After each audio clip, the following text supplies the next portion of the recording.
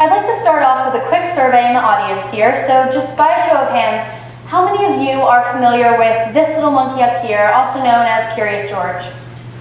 Okay, awesome.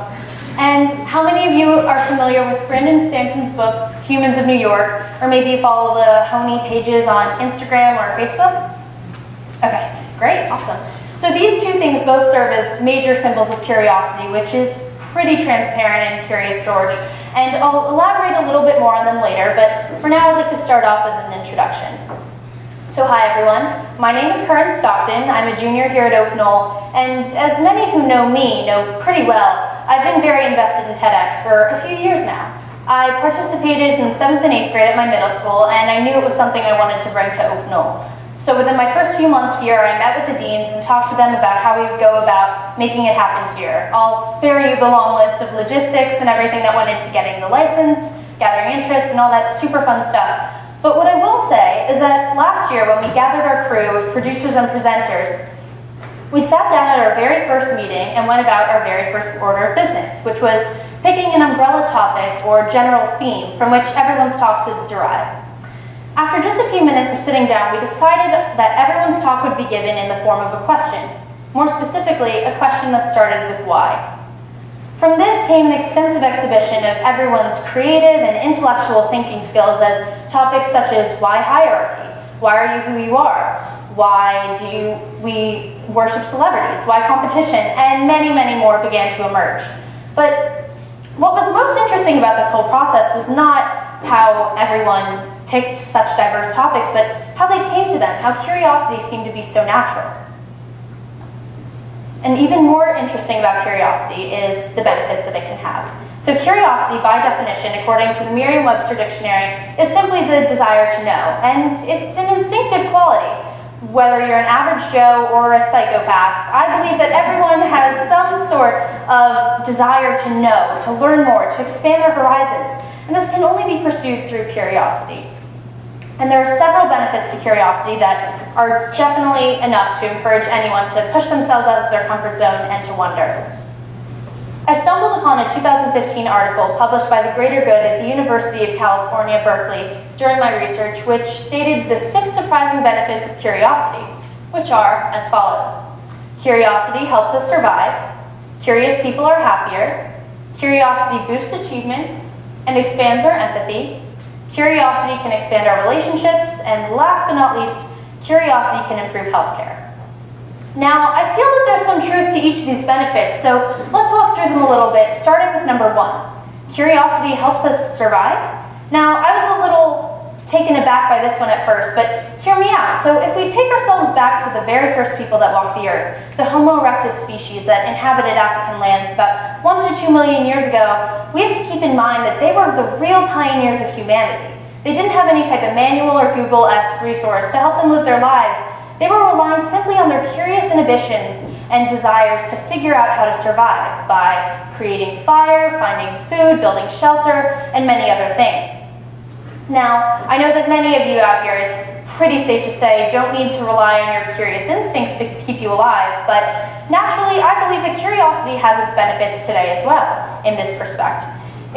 For instance, curiosity increases dopamine activity in the brain, which can also increase happiness.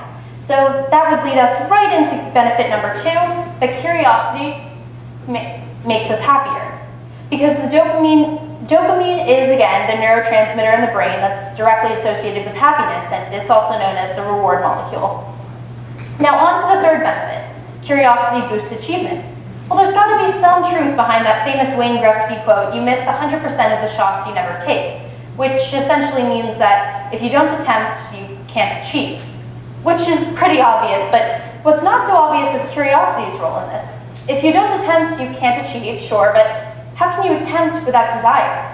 Curiosity fosters this type of desire that we have when we're trying to explore new things in the world, and it encourages us to become fuller versions of ourselves.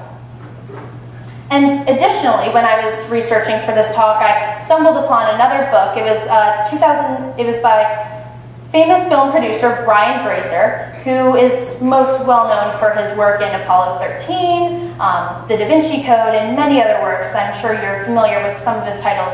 And his book was entitled A Curious Mind The Secrets to a Bigger Life. Well, in this book, he starts it off with a quick story about how he found his first job that eventually led to his stardom. He just so happened to be lounging around his Santa Monica, California apartment when he overheard a conversation between two men outside. One had just quit his job as a legal clerk at Warner Brothers. So naturally, he ran to the phone, called 411, found out the contact information for the boss's name that he also overheard, and the rest, as they say, is history. Now, in Grazer's case, he owes his extensive achievements to curiosity, not only considering that it landed him a job, but eventually his utilization of curiosity in all of his works eventually led to many Oscar wins, such as one for A Beautiful Mind, and nominations for Frost Nixon, Apollo 13, and Splash. And the fourth benefit of curiosity is becoming more and more relevant with our expanding culture, one that revolves heavily around this concept of Schadenfreude. Now, in this concept, it basically is saying that we tend to find humor in the misfortune of others, and as someone who's often on the other side of that, I can definitely attest that people like to see other people fail sometimes. And in doing this and having this become more popular, our empathy is actually decreasing. It's becoming more of a foreign concept. People growing up in this generation are going to have a difficult time differentiating when to laugh at someone's struggles and when it's appropriate to really empathize with them. Keen, curious thinking skills help define what we should do in those situations, because in being more curious about a person, we're more likely to ask questions and hear about their struggles from their perspective, rather than just jumping to conclusions and laughing at them. And now moving on to the fifth benefit of curiosity. It helps relationships. So, I'm not sure how the college process works for many other schools across the globe, but here at Oak Knoll we have 2 counselors, and they always tell us that the most important thing you can do in an interview is to ask questions at the end. And when you think about it, it makes a lot of sense. I mean, in asking questions, you're turning the interview from an interrogation to more of a formal conversation, informal conversation. You're learning more about each other. It's not just the interviewer getting information about the interviewee. You're building a foundation of a relationship with them, and it's making a more pleasurable experience that they'll note in their reports later. And this applies for job interviews as well. Curiosity is always key in interviews, which can help relationships. Last, but certainly not least, curiosity can improve healthcare.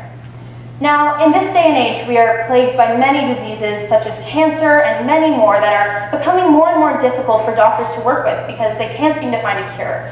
Well, in this line of work, it's definitely required to push, if not just a little, out of your comfort zone to really see what can be possible and achieve to the greatest extent.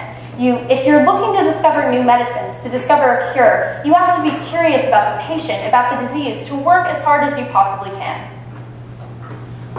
After looking into all these benefits, I couldn't help but be sold on curiosity. I mean, it increases cognitive thinking skills, it is very good, and it seems to improve life. So what's the matter with it? Why isn't it as popular a concept as it should be? But then I couldn't help but think back to every person in the first decade of my life, from my parents to my kindergarten teachers to children's book authors who warned me that curiosity killed the cat.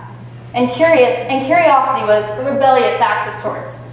Why did they do this? I mean, curiosity is a great quality to have, so why did they try to diminish it when I was that young?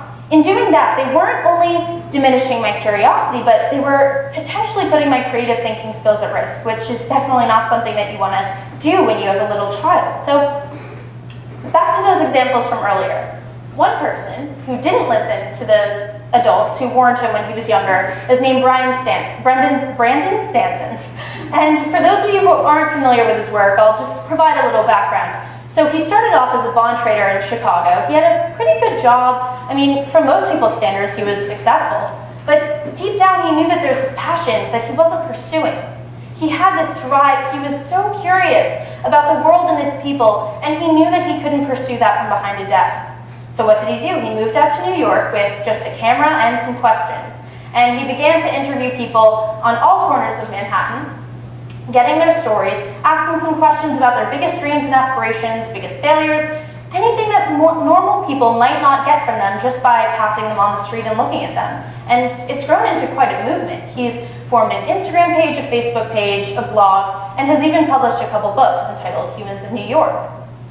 So without curiosity, Brandon Stanton would not have experienced such great successes.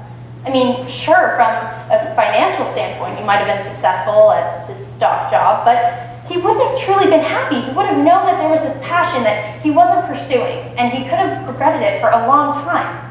Now, many people aren't like Stanton. They shy away from their curiosities, and they're just scared of it altogether. But I got to thinking, maybe we're all a little bit afraid of curiosity.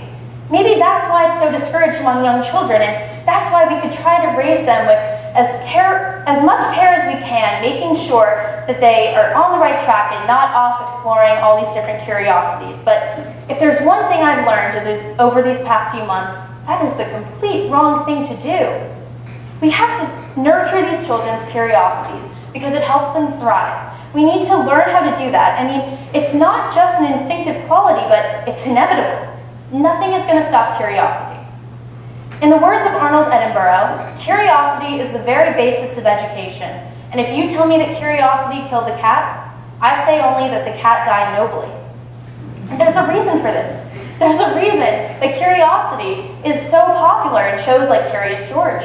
Because they not only advertise to children the benefits of curiosity, all the adventures that they can find themselves in, but for the parents' sake, it also shows the risks of having irrational curiosity and doing anything you want. But it still provides a safe amount of curiosity for kids, which is essential.